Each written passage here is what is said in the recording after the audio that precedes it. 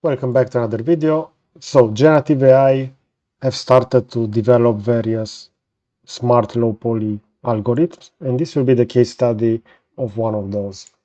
So within Tripo, we see over here that they added smart low poly, and this will generate low poly meshes with handcrafted topology.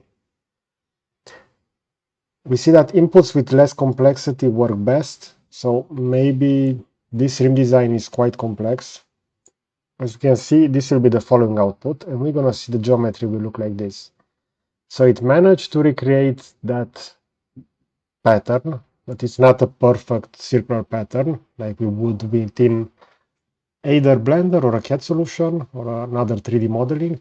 And also we're gonna have various problems over here. So if I'm gonna take a closer look to the geometry, over here where we should have those rounded elements where we're gonna do the fitting of the rim, we're going to see that it will have many self-intersections.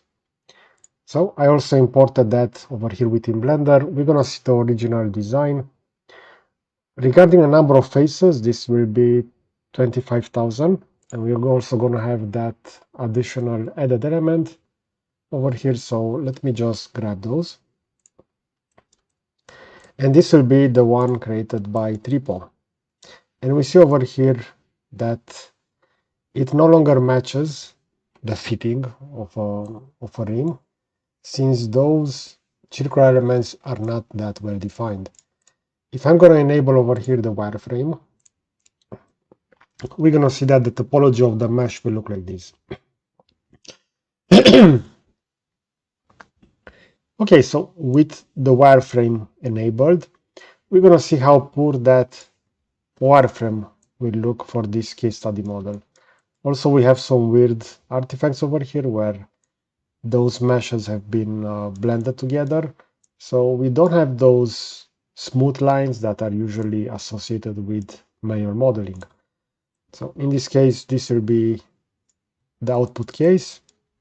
And as we can see, Generative AI still has a lot of work, especially on the topology side. But I'm pretty sure that within the new models, the developers have started to address this problem. So maybe within the near future, complex elements such as a car rim will not be able to be recreated by Generative AI, but other simpler 3D models, I think that they will be able to solve that. Okay, so I hope you enjoy this kind of content. I will position a similar video over here on the left side, and I will also add a subscribe button to the right. So that's it. Thanks for watching.